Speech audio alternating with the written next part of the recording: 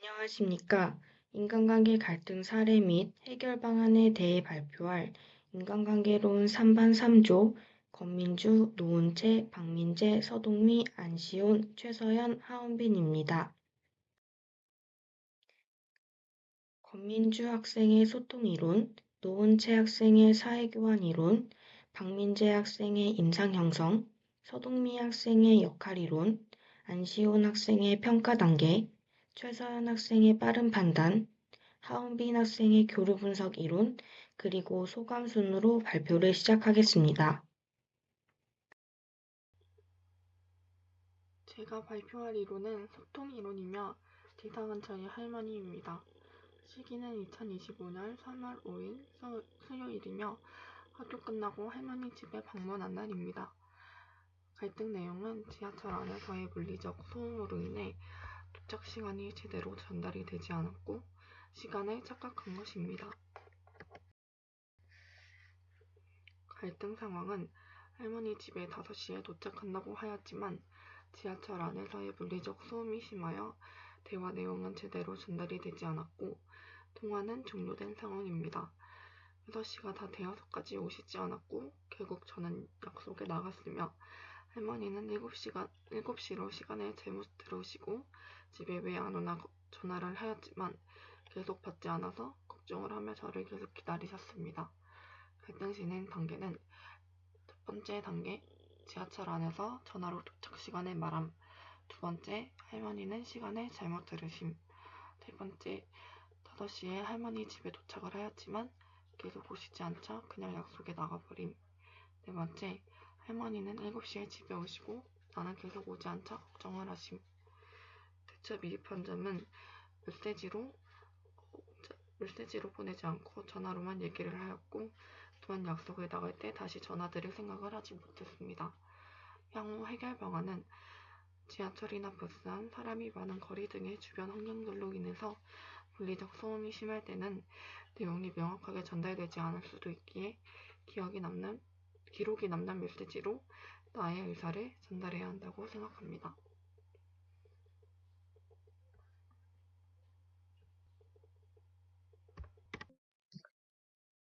사회교환 이론에 대해 이야기하도록 하겠습니다. 사회교환 이론은 인간은 대인관계를 통해 서로의 욕구를 충족시키고자 하며 공평한 교환을 추구한다는 것이 사회교환 이론입니다. 저는 고등학교 때 친구와 저 사이에 갈등이 있었는데요. 친구와 저 사이에서 공평한 교환이 이루어지지 않아서 갈등이 발생하게 되었습니다. 같은 상황은 저는 친구가 힘들어하거나 필요할 때 항상 옆에서 이야기를 들어주고 위로를 해줬지만 친구는 제가 필요할 때 곁에 없었습니다. 이로 인해 갈등이 시작되었고 친구에게 갈등 상황을 말하고 서운하였던 점을 말하였습니다.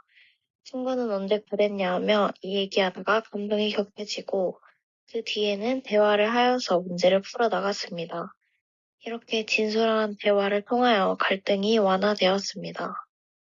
애초에 미흡했던 점은 처음부터 친구에게 나의 상황을 말하여 풀어나가면 되는 문제를 혼자 고민하다가 빨리 말하지 못하여 친구에게 서운함이 더 쌓이고 또 빨리 풀어갈 수 있는 문제를 금방 풀어나가지 못했던 점이 대처가 미흡했던 것 같습니다. 향후 해결 방안은 대화하기입니다.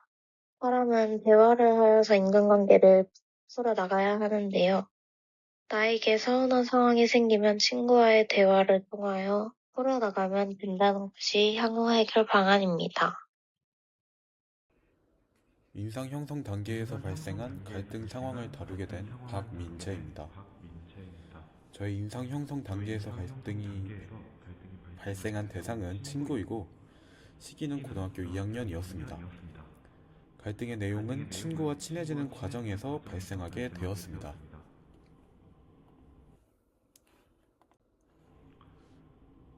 좀 더 자세히 갈등 상황을 말씀드리자면 학기 초 활발한 친구가 친해지기 위해 장난을 치던 상황이었습니다.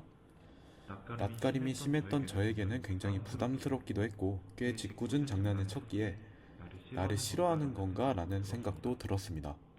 그러나 그 친구는 그저 친해지기 위한 방법이었을 뿐이었습니다. 갈등의 진행 단계 중 시작 단계에서 더 나아가 악화되지 않았고, 그 친구와 거리를 두자 이상함을 느낀 친구가 먼저 물어보았고, 서로의 얘기를 들어 오해가 풀리게 되었습니다. 대처 미흡한 점은 당시 의도를 묻지 않고 멋대로 생각해 긍정성을 왜곡한 것이고, 당사자도 상대의 성향을 고려하지 않은 채 다가온 것이 미흡하다고 생각합니다. 향후 해결 방안은 대화를 통해 서로 이해관계를 형성하는 것입니다.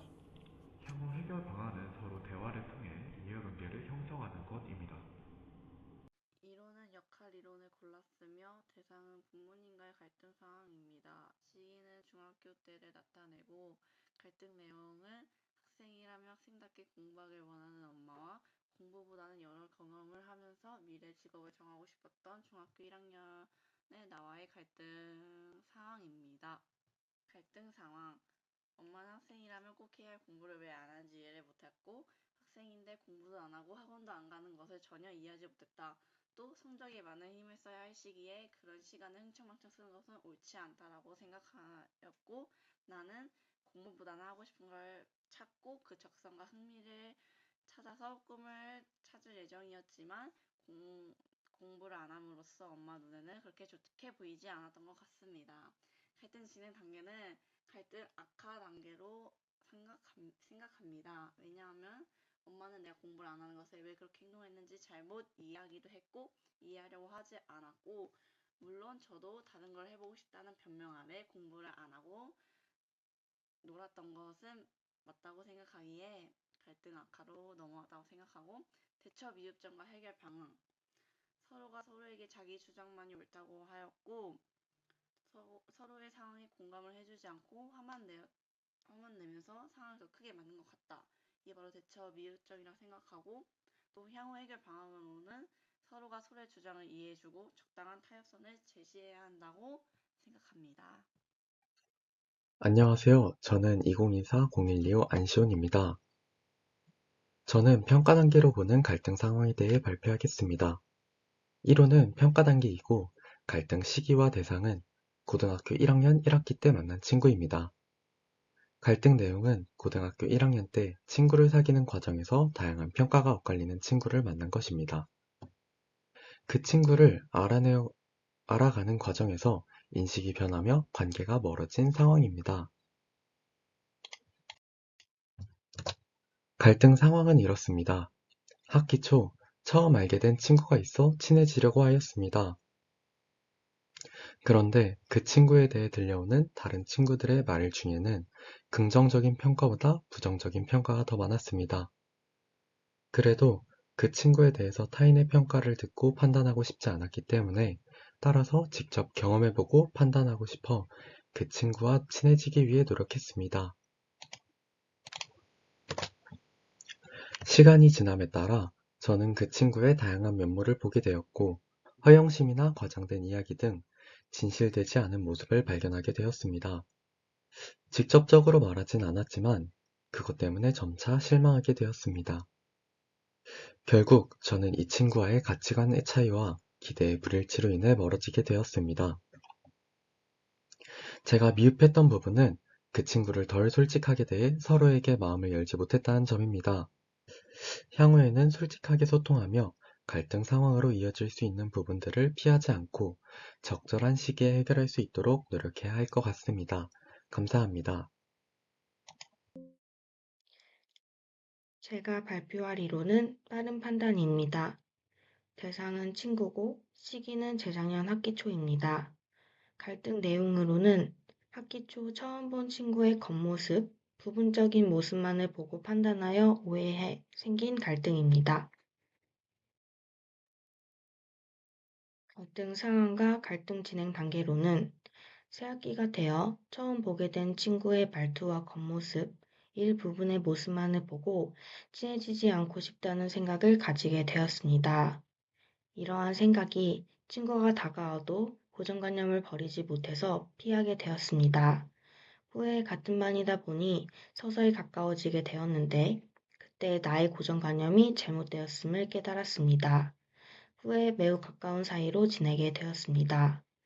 제 대처가 미흡한 점으로 고정관념에서 벗어나지 못하고 일부분만을 보고 성급하게 판단한 후 다가오는 친구를 나의 중심에서만 생각하여 가까워지려고 노력조차 하지 못한 점입니다. 이러한 갈등을 해결하는 방안으로 상대방을 오래 보고 상대방의 다양한 특성을 통합하여서 종합적으로 인상을 형성하는 물린 판단 단계를 거쳐야 합니다. 또한 선입관과 고정관념에서 벗어나 상대방을 바라봐야 하고 상대방을 나의 관점에서 판단하는 자기 중심성에서 벗어나는 방법으로 해결할 수 있습니다. 안녕하세요. 3조 허헌빈입니다. 제가 발표할 이론은 교류 분석 이론이고 대상은 저와 저희 어머니입니다. 시기는 25년 4월 7일이고 갈등 내용은 비밀을 이야기하지 않으시는 어머니입니다. 갈등 상황은 어느 날 어머니께서 저에게 내가 잘못을 저질렀다 라고 말씀하셨는데 그 잘못이 무엇인지에 대해서는 나누지 않으셨습니다. 가족인 저에게는 그 잘못을 말씀해 주셨으면 했는데 함구하시는 어머니의 행동에 저는 섭섭한 마음이 들었습니다.